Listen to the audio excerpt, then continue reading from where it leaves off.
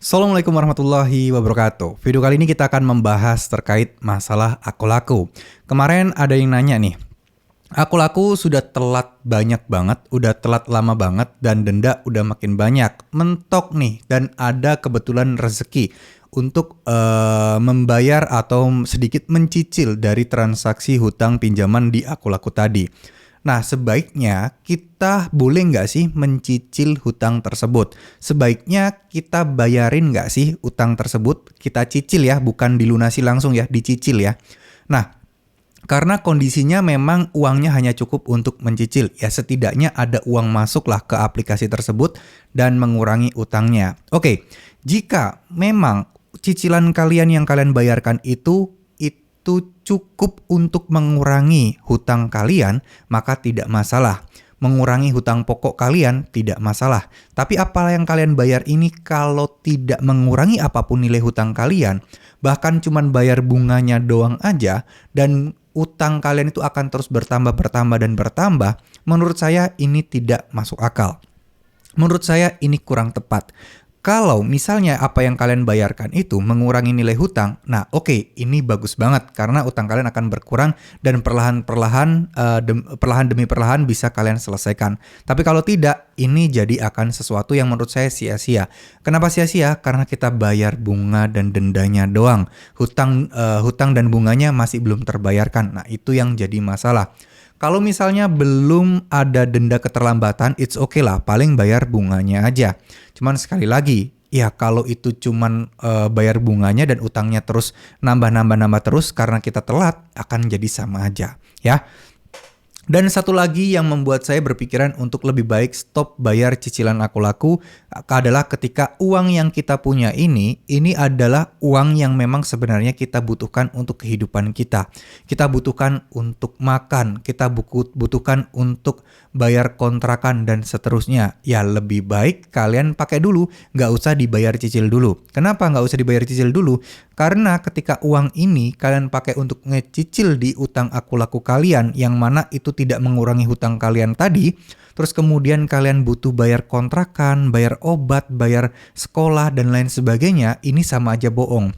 Ujung-ujungnya teman-teman akan mencari pinjaman lain, mencari dana talangan lain untuk memenuhi kebutuhan. Ingat ya, kebutuhan primer itu mau tidak mau harus kita terpenuhi. Gimana tidak, kita bisa tidak makan. Kita tidak makan, tentu kita tidak bisa bekerja maksimal. Kita kelaparan, kita stres mikirin biaya tempat tinggal dan lain sebagainya, itu akan mengganggu pikiran kita. Semuanya akan terganggu, teman-teman. Jadi untuk berpindah atau beranjak dari keterpurukan akan semakin sulit. Nah, kalau saya pribadi, saya lebih pilih ya udahlah, masalah utang kan sudah jelas nih sanksinya. Resikonya udah nampak jelas terpampang nyata gitu ya, bahwa utang maksimal dendanya pasti 100% gitu ya. Jadi ya udah, anggap aja utang saya kali 2 kali lipat, saya duplikasikan, pasrah aja dengan Slik OJK. Ya udah, nanti Slik OJK pelan-pelan kita perbaiki. Yang penting kita bisa fokus untuk memperbaiki hidup kita. Bang, hidup saya udah terpuruk nih, hidup saya udah sengsara banget, hidup saya nggak mungkin untuk bisa bangkit. Nah, ini kesalahan terbesar teman-teman yang di luar sana. Teman-teman selalu merasa bahwa dirinya udah mentok, dirinya udah rezekinya seret, dan lain sebagainya. Coba teman-teman buang jauh-jauh pikiran tersebut. Apa yang kita prasangkakan sama Allah itu bisa jadi akan kejadian juga buat kalian gitu loh. Kita bilang Allah ngasih rezeki kita seret, nah nanti akan kejadian loh kayak gitu. Jadi hindari berpikir seperti itu. Manusia tidak akan pernah tahu kok takaran rezekinya berapa.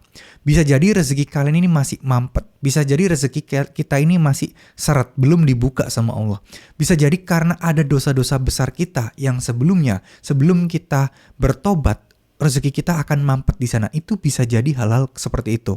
Jadi alangkah baiknya kita bertobat, kita lebih banyak ikhtiarnya, lebih banyak beribadahnya, lebih banyak meminta tolong dan meminta bantuan sama Allah, lebih banyak curhatnya sama Allah. Intinya apapun itu, ya lebih dekatlah sama Tuhan kalian, lebih dekatlah untuk selalu berdoa, untuk selalu memohon.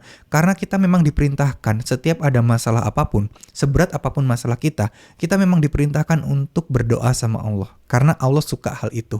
Entah itu dikabulkan sebulan, 2 bulan, setahun, tetap berdoa, tetap ikhtiar. Minta supaya rezekinya dilancarkan. Minta supaya selalu diberikan petunjuk. Siapa tahu dari petunjuknya ada langkah-langkah kecil yang bisa teman-teman ambil, yang mana langkah itu bisa mengubah finansial kalian, hidup kalian jadi lebih bagus, dan masalah hutang aku laku insya Allah bakal bisa segera beres jika kehidupan kalian bisa lebih baik lagi. Ya, tetap semangat, jangan sampai kalian merasa panik, merasa cemas. Pasrahkan, ikhlaskan semua, serahkan semuanya sama Tuhan. Itu akan jauh lebih enteng dan plong rasanya. Ya, terima kasih. Mohon maaf jika ada salah-salah kata. Wassalamualaikum warahmatullahi wabarakatuh.